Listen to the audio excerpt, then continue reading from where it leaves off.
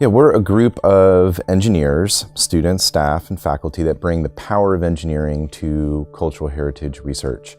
So it's an interesting combination of people who are driven by different passions, but all share a love for cultural heritage, our past.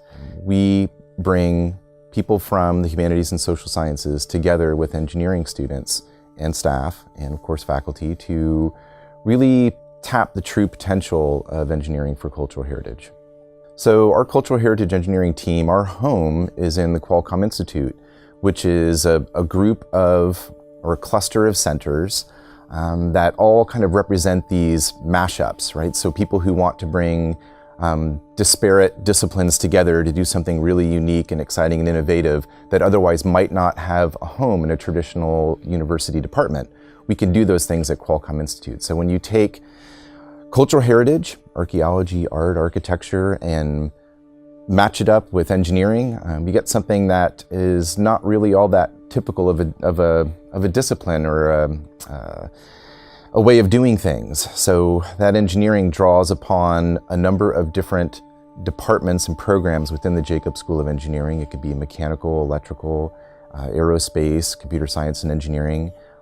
And those students work closely with different cultural heritage practitioners to solve problems, to look at what engineering can provide to cultural heritage documentation, preservation. So, typically, I guess when one thinks about the life of an engineering student, undergrad or grad, you imagine them sort of parked behind a laptop or in a cubicle, or, staying late on campus, cranking away at mouse and keyboard, and that's all part of this experience for most engineering students, and it's they're going to go through the curriculum, whether they work with us or not. But what we're really excited about is the opportunity to get those students out into the wild, to bring their practical, technical, and intellectual tools into the field.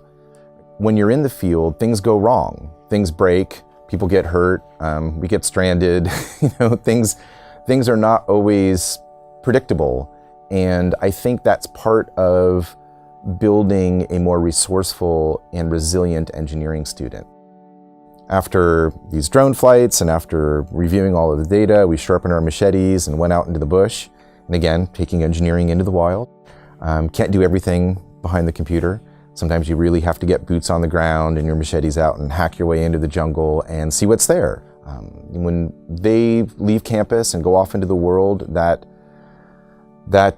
resilience is really going to set them apart from other students who are perhaps accustomed to more controlled environments. So I think the unique thing about working with this group is that the problems that we work on are applied. We're helping our collaborators with problems that they actually need some engineering help with. As opposed to in school, you have your classes, you have your classwork, maybe you have a project, but at the end of the day, it's just for that class or it's just for this homework assignment. When we're developing technologies to actually employ in the field, not only is it tackling a real problem, but we have the real engineering challenges that come along with that.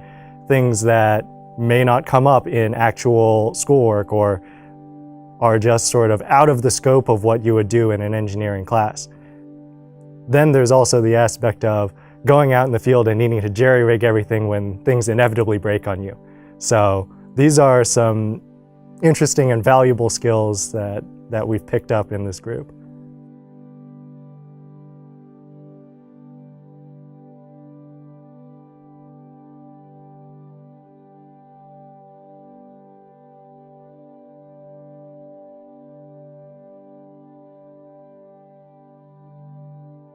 There's so many different opportunities for us, and there are so many different ways to get students, engineering students, and also students from the arts and humanities involved in field work. We want to make that happen here at UC San Diego, and for me it's tremendously rewarding to get those students into the field, to have them work together.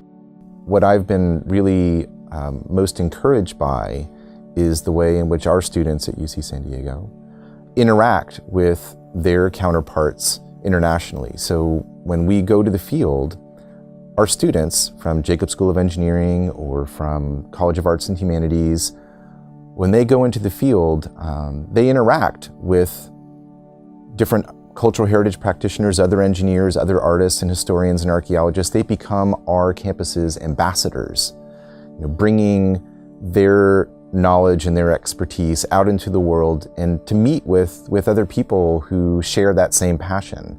They represent the school, they represent our group abroad, and we're really excited to have the students be out in front. So this is not the professor sort of stepping into this space with other experts in the field. This is the students who are really the standard bearers, who are really the ambassadors and the ones who represent campus when we take our cultural heritage engineering expertise out into the field. Nothing really happens without support, and it's in order to make this possible for students, to give the students at UC San Diego this kind of unique experience that they're not going to get at any other university that I know of, right? How many students, engineering students, can say that they tunneled around in Maya pyramids or, were exploring some forgotten coastline somewhere in Central America? This is not really all that typical of engineering students in other programs at other universities. And in order for us to provide those opportunities, our group needs the support of people who see value in what we're doing. And that support can come from individuals, organizations, foundations who want to create that next generation of cultural heritage engineers, that next generation of visual explorers. We hope that people will work with us on creating those opportunities for students and sending them out into the world after graduation with a whole load of experiences that otherwise would not have ever been made available to them.